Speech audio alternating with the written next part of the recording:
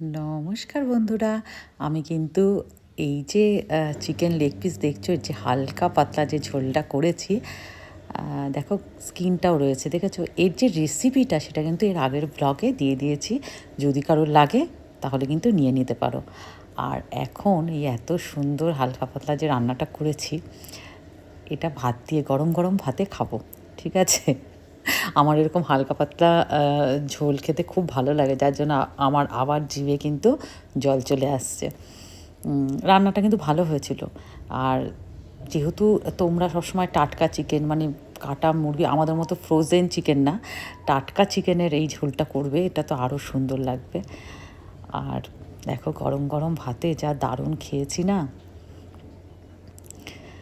একদম দেখো, খুব জুসি হয় চিকেনগুলো, খুব জুসি আর খুব টেস্টি।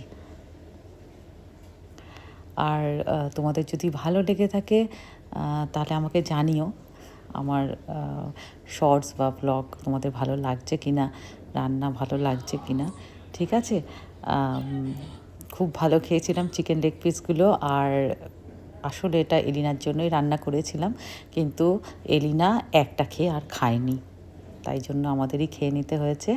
চলো, টাটা। নেক্সট শটে খুব ঠিক শিগগিরই আর কি ফিরবো। তোমরা সবাই খুব খুব খুব ভালো থেকো।